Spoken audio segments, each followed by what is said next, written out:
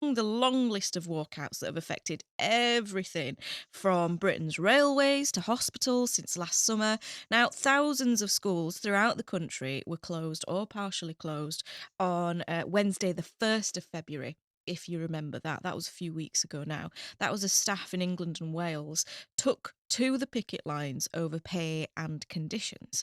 And today, members of the National Education Union, which has around 300,000 members, they're taking industrial action once again. Now, in a moment, we will speak to our reporter Elizabeth Baines, but first, Lisa Walsh from the NUU can tell us a little bit more about what's going on. Morning, Lisa. Morning.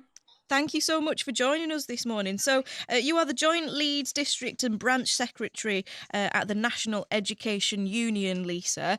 There's more disruption. This is for children, for parents and carers as well. Lots of people will be asking this morning, is this what we need right now? Um, no, it isn't what we need right now. I completely agree. But we have no choice. We people say, well, why are you damaging children's education more because of they've had COVID and so on, and I completely get that. Our members get that. But we're not. It's the government that are damaging children's education.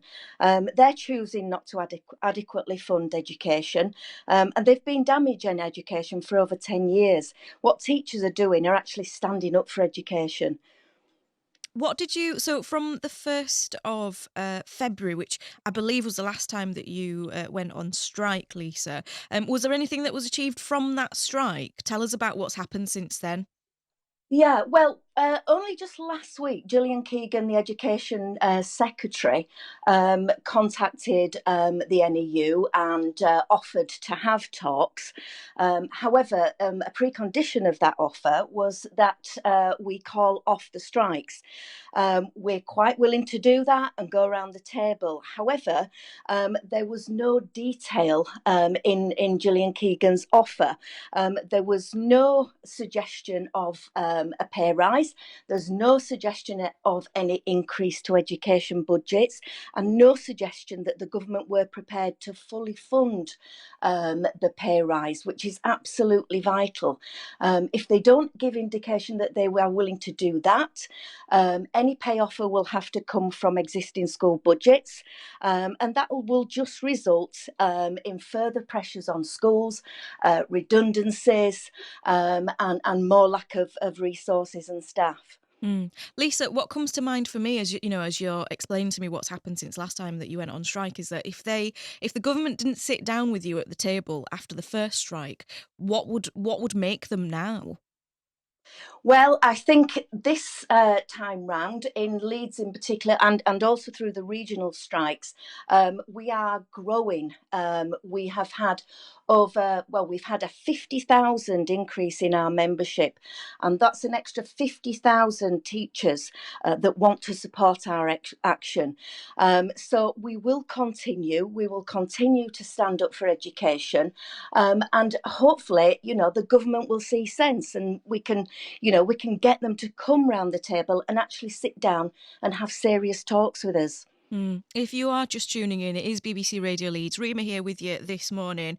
Joining me to talk about these teacher strikes, it's Lisa Walsh from the NEU. Now, Lisa, in terms of the public feeling, in terms of the public backing you, can you feel that at the moment? How is that?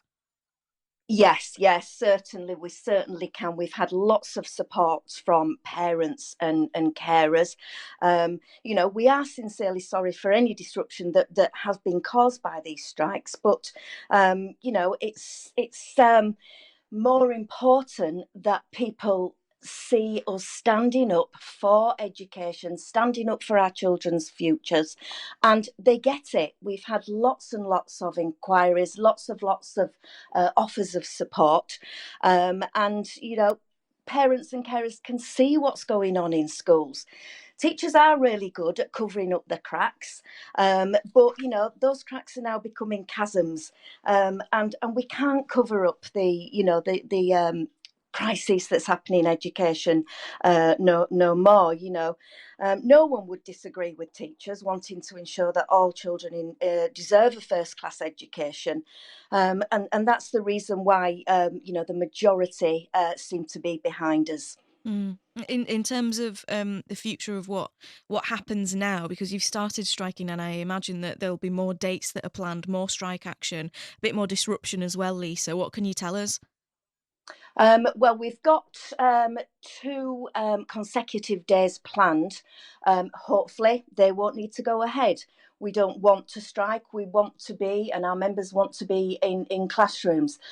Those are happening on the 15th and the 16th of March. If they go ahead, I know on 15th of March it's Budget Day, and there will be many other unions who will be joining in that action. Major demonstrations in London. Lisa, thank you so much for being here this morning with us. Lisa Walsh from the NEU. She's a joint